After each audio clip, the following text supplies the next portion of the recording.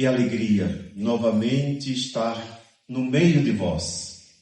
Isso nos torna mais irmãos. Para sermos verdadeiramente irmãos, é preciso conviver. Não acreditem em amizade virtual. Amizade à distância, que proveito teremos, se é uma coisa à distância, se o que nós precisamos é sentir, é estar junto. E a partir disso nasce a intimidade, só é possível se houver convivência. É o que nós podemos saborear neste encontro nosso, nesta noite. Vocês que estão nesta novena, se preparando para o grande dia, para vivermos, comemorarmos então este padroeiro, que para nós é muito caro, é muito importante.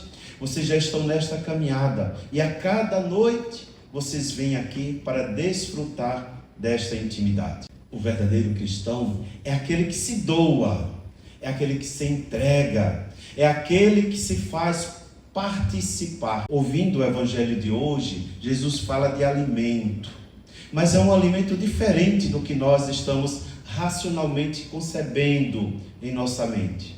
É um alimento espiritual. E por conta desta frase, onde Jesus afirma: eu sou o pão vivo, quem comer e beber de mim terá a vida eterna. Esse foi mais um dos motivos pela qual ele foi crucificado. Como pode alguém dar seu próprio corpo? Como alguém pode dar seu sangue para ser comido e bebido? Por acaso ele pensa que nós somos canibais? A nossa racionalidade levaria a tal pensamento. Mas, caríssimos irmãos, nós cremos e por isso estamos aqui. Nessa nossa caminhada, quantos obstáculos, quantas dificuldades tivemos que enfrentar e vencer para continuar se alimentando deste pão e deste vinho que deixa de ser pão e vinho e se torna Deus, verdadeiramente Deus, 100% Deus, tal qual Ele está no céu. Ele se faz presente hoje nesta celebração e se doa e se entrega, primeiro pela palavra, da qual também é para nós motivo de perseverança. Aquele que escuta não só com o sentido, não só com o ouvido, mas aquele que escuta e guarda no coração, tem possibilidade de ser este Cristo, que nós na Eucaristia, ao recebê-lo, nos tornamos verdadeiramente outro Cristo. Porque não existe intimidade maior. Por mais que nós conheçamos, por mais que nós já tenhamos visto outros tipos de intimidade aqui na face da terra, como por exemplo, a doação da mãe para com o bebê quando nasce.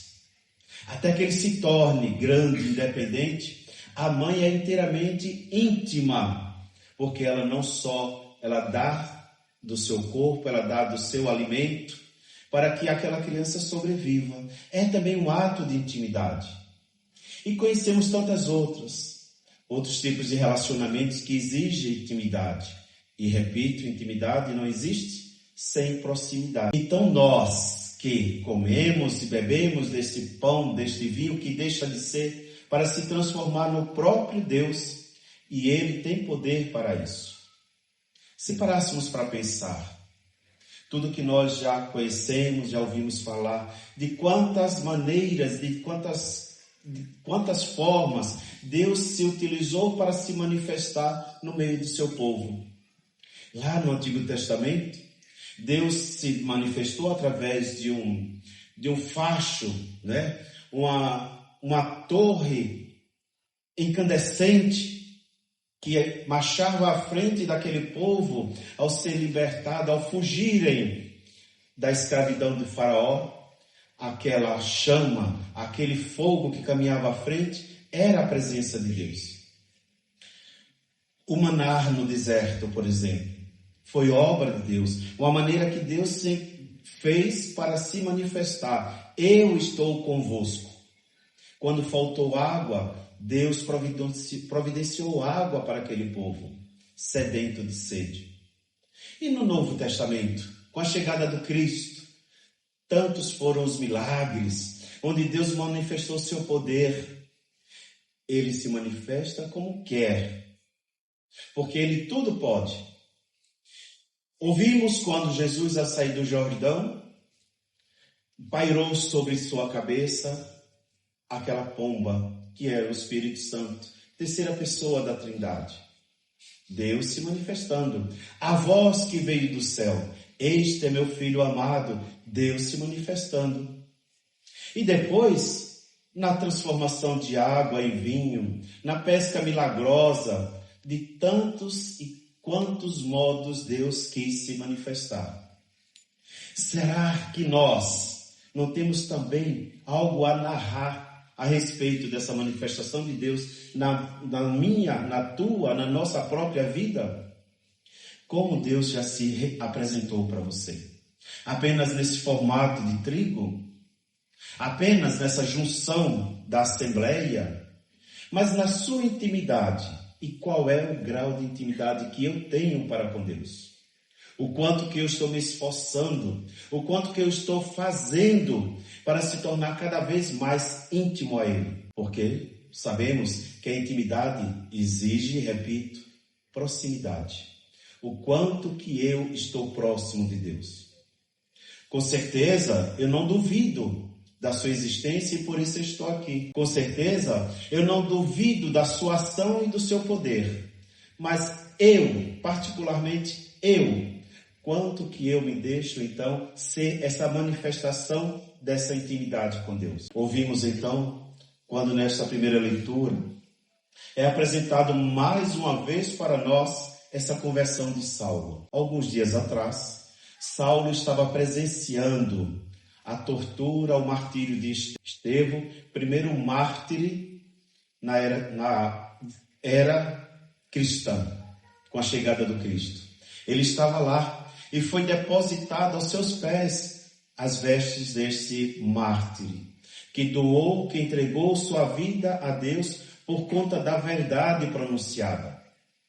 Estevão falou e acusou aqueles judeus, aqueles homens catedráticos, pode-se dizer, e conhecedores da palavra.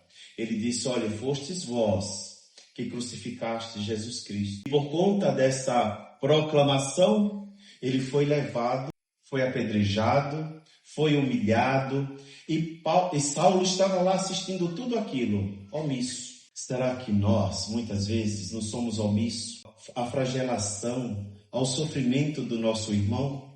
Quantas vezes nós até, por um ato de insensibilidade, até muitas vezes aplaudimos ou nos vangloriamos, porque o outro está pagando pelos seus pecados. Ouvindo hoje essa conversão de Saulo, quem era Saulo?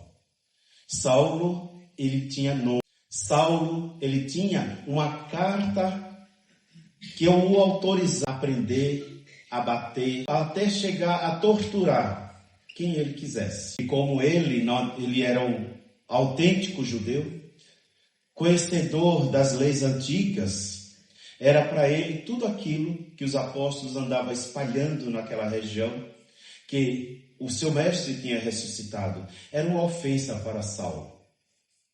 E Saulo mandou prender a muitos deles, fez sofrer na prisão, torturando, não só fisicamente, moralmente, mentalmente.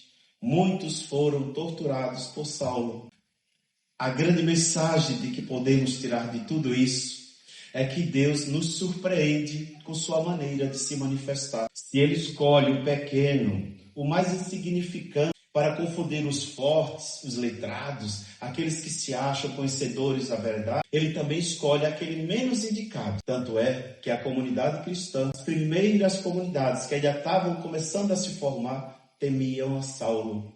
E quando Jesus se manifestou para Saulo naquele caminho de Damasco, poucos acreditaram na sua conversão. Então Deus chama, Ele traz para dentro da comunidade aquele irmão menos indicado. E nós muitas vezes, não acreditando na sua mudança de vida, de seu comportamento, muitas vezes duvidamos. Será? O que ele veio fazer aqui? Porque nós pertencemos àquele grupo, nós pertencemos àquela pastoral, nós já estamos aqui, chegamos primeiro. Quem é esse que ontem era um dependente, ontem era um prostituto, antes ele era um marginal, e agora o que é que ele está fazendo aqui no nosso meio? Precisamos nossa intimidade para com Deus, porque Deus nos surpreende. Deus muitas vezes nos deixa até confusos, mas precisamos esperar em Deus. E Saulo, então, perde a visão. Acredito que de todos os nossos sentidos, a visão deve ser um dos mais importantes. Mas estar cego, não ter visão, não é só simplesmente entendermos por esse lado de sentido, da natureza. Muitas vezes nós até vemos, mas não enxergamos, porque nossa mente ainda não se abriu ainda não é Ele a luz que ilumina. Ainda vivemos sob determinadas normas, regras, certas compreensões errôneas que nos faz tornarmos cada vez mais separatistas, aqueles que dividem, aqueles que ao invés de juntar. Saulo precisou perder a visão para poder, nesse pouco tempo, refletir primeiro quem ele era. E agora, diante dessa manifestação de Deus na sua vida, ele possa agora fazer uma escolha. Assim como cada um de nós, caríssimos irmãos. Precisamos então criar intimidade com Deus. Essa intimidade passa por 3 pilares importantíssimos na vida do cristão. Não existe católico, apostólico ou romano sem oração, e deve ser oração diária. Não é de vez em quando e de qualquer jeito. A intimidade exige que nós, cristãos, seguidores do Cristo, pessoas convertidas ou a caminho da conversão, precisa rezar diariamente. Não entregar o que sobra, mas ter um horário, um local fixo para criar essa intimidade com Deus. Eu falo intimidade, mas eu poderia chamar de amizade. Segundo, não existe cristão, não existe católico, apostólico, romano que fuja, que não queira comungar. É o ápice. Deveríamos desejar isso todos os dias. Se nós compreendêssemos verdadeiramente o valor que tem a Sagrada Eucaristia, nós iríamos à missa várias vezes por dia. Porque quando se ama, se quer estar junto. Quando se ama, sente-se saudade. Como que eu, livremente, espontaneamente, prefiro as minhas cadeias, que me prendem aos meus vícios, aos meus prazeres deste mundo, e eu coloco a Eucaristia como segunda opção. Só há intimidade, só há amizade, aquele que reza diariamente, aquele que comunga. E claro, para tudo isso é necessário um coração limpo, é necessário um coração convertido ou a caminho da conversão. Então, para isso é necessário a confissão. Eu não posso depositar Jesus no porão. Eu não posso guardar Jesus lá no sótão. Ele tem que fazer parte da sala principal na minha casa, na minha vida e particularmente no meu coração. Se não for assim, eu não sou verdadeiramente cristão. Oração, confissão e comunhão. Que nada, absolutamente nada me separe deste amor de Deus. E este Deus que se manifesta como Ele bem quer. E hoje nós estamos aqui para isso. Para dizer, sim, Senhor, eu também quero ser outro Paulo. Quero deixar de ser Saulo. Quero assumir a minha identidade de cristão, porque sabemos muito bem da importância de Paulo enquanto evangelizador. Ele enfrentou barreiras, dificuldades, tempestades, naufrágios vários, enfrentou a prisão, açoites, longas caminhadas, graças a Saulo, que se converteu e assumiu. Ele se tornou uma das colunas da igreja. Comungar Deus na palavra e na Eucaristia é porque tivemos apóstolo de tamanha coragem, largando o seu passado, verdadeiramente rendeu-se àquele que é nossa vida e felicidade. Louvado seja nosso Senhor Jesus Cristo.